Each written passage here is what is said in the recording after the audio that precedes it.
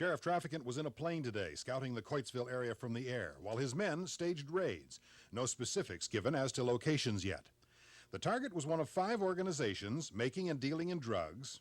The deputies dug up more marijuana plants, of very low grade, but Traficant charges they were being grown by the Outlaws motorcycle gang so that they can manufacture angel dust and other dangerous drugs.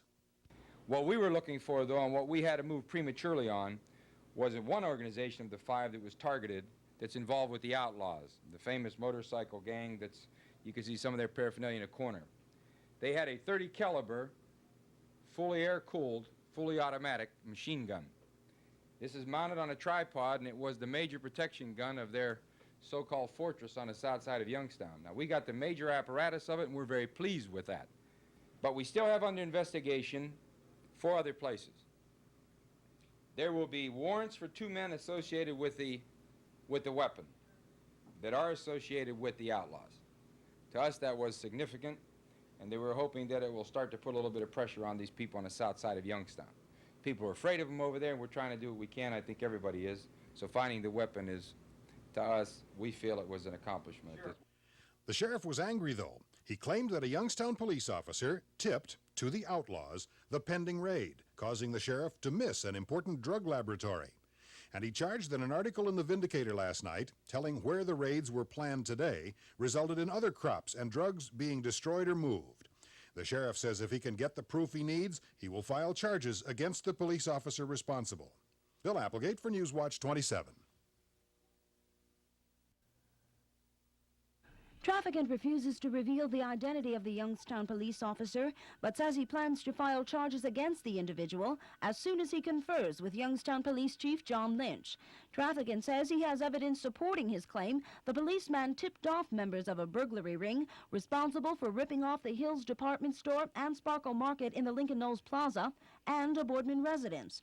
The officer was allegedly paid up to $250 to tell the burglars when the sheriff's sting unit did not have the operation under surveillance. The sheriff says his information comes from a statement signed by a principal member of the burglary ring who is now sitting in the Mahoning County Jail. Traficant says another individual involved in the theft ring is known to be a hired killer.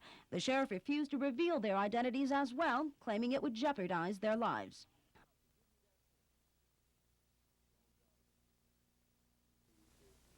The welfare of some people, not only in this area, but people who have fled this area fearing for their life. All right. That's all I could say. I have a follow-up. Okay. There are already people who are saying that you are slandering the Youngstown Police Department.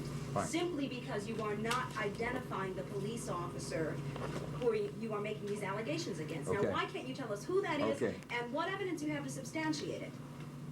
The allegations are made against the Youngstown Police Department officer were not made prior to today.